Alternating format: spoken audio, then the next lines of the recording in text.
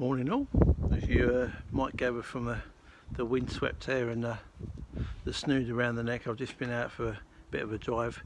First drive of a kit car for at least since October last year, when I just took my friend's car to an MOT because he was unable to go out at the time, wasn't well, and also I haven't really been out on a proper serious kit car drive for a couple of years now, since our last road trip in 2019 when we went abroad. So yeah, I've been out and I've got a latest acquisition.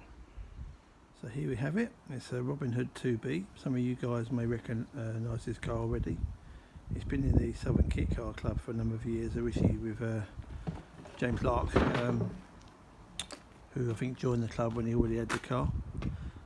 He was looking to upgrade a few years ago. I think he bought himself a Caterham, so he was looking to pass this on. So I put this, my friend of mine, in touch with him. A guy called Dave that I've worked with for a number of years. Went down and bought the car a few years ago.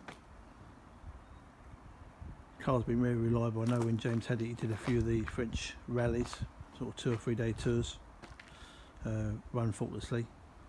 My friend Dave hasn't really had a chance to use it that much. He's been out on a few little trips to and from places of interest to and from work occasionally, and I was lucky enough to drive the car on 2019 road trip. We went over to Europe, to France, for about 2,000 miles. Car ran faultlessly then. Dave's in a situation where he needs to move the car on various reasons, including lack of parking space at the moment. So I've taken the car on. Not quite sure if I'm going to be keeping it at all or not yet, because I've still got my own little Eleanor sitting there waiting for final work to be done on her. So Dave came over and picked me up earlier on, took me over to his mum's house where the car's been stood for a couple of years now. Driven it home, nice cool day, a little bit cloudy, not like the glorious sun we had yesterday. So yeah, got myself wrapped up nice and warm, set of glasses on, put the snood on, forgot the gloves, had a nice little mosey home. For those of you that don't know anything about the Robin Hood 2B, this is one that's based on the full Sierra rear with the rear cross member. The rear axles gets put in there completely as it was. Obviously modified pop shafts. This has got a 2-litre Pinto in it with 45s, which I'll show in a little while, and obviously with a space frame chassis. It's got the stainless steel sides and obviously the bonnet as well with the fiberglass. Dave's had the fiberglass repainted, these pieces here, and obviously the nose cone. Unfortunately, on the road trip, I got a few little chips on it. It went down a newly gravelled road. Did a little bit of damage to it. It was going to get repaired, but then COVID kicked in, so it didn't happen, unfortunately. Likewise on the other side. I think when James did it, he also refurbished the dashboard. Obviously, it's also got a little trip meter for some of the tulip tours that James was doing. So me and Dave have done a few of the Kent tours that James organises as well. And again, it's just done 100 miles in a day, just running faultlessly again. And then obviously I took it to Solely, took it to my parents a couple of times as well, just to get the car moving and try it out. And I was getting ready to take it on the road trip. Got to play around with the seat a little bit, because at the moment the seat is stuck in one position. We changed this over a couple of years ago to see if Dave could find it more comfortable sitting in the Cobra seat rather than the plastic one.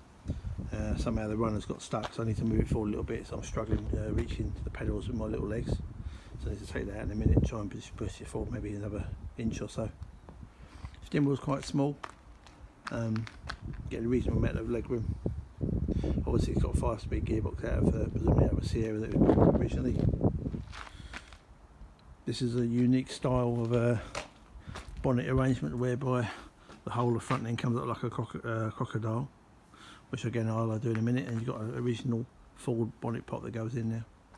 It's got the long mud flaps, which again I've not been over keen on, but it's obviously to try and cut down the amount of water splashes or stone chips that are coming towards the drive and towards the bodywork.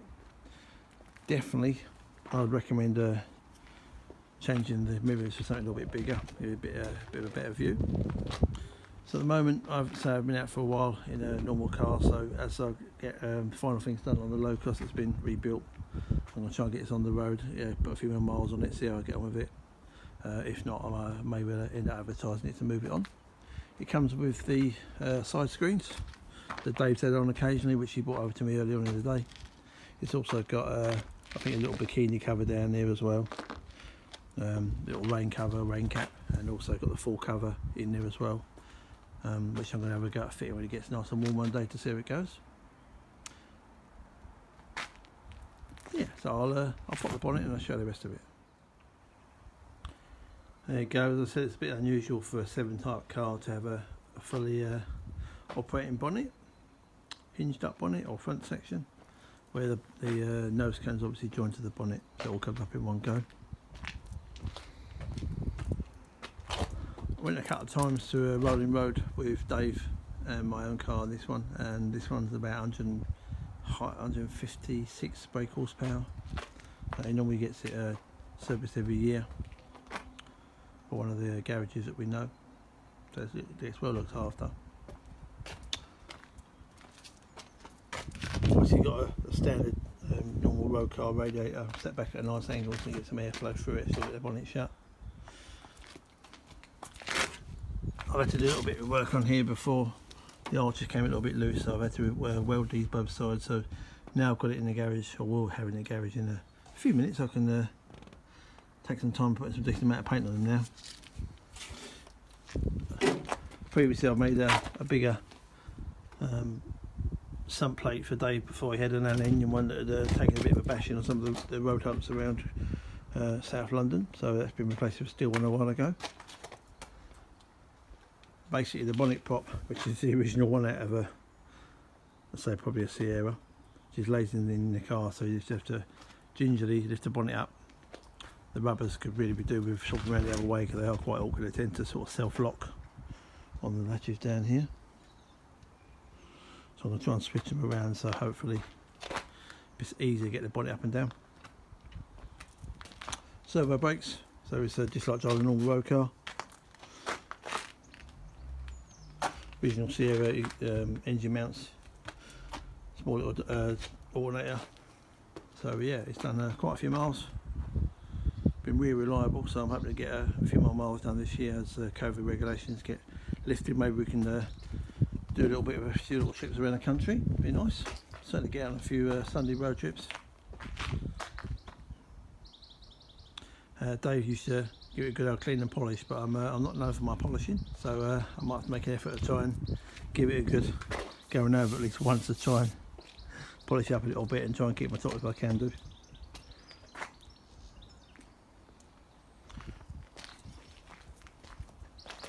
Yeah, looking forward to it. Now I've got to get on the PC and retax and short it all now.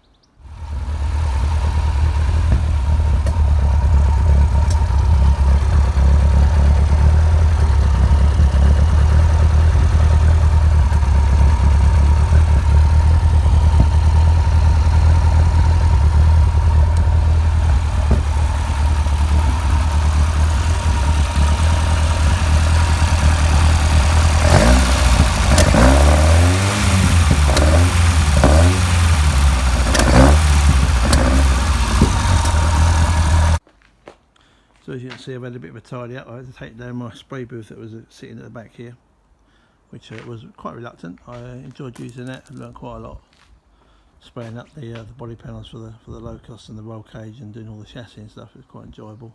So I do hope to be able to put it back up again one day somewhere, maybe in one of the other smaller garages that I've got dotted around. So I'm hoping with moving the tool cabinet around, the jack and a few more bits at the back, I can get this to fit in here. This is just about ready to go. I'll wait to have the rolling road sorted out, maybe corner weighted when I save a bit more money up. So I'm hoping the Robin Hood should be about the same length as this, hopefully, maybe a little bit wider.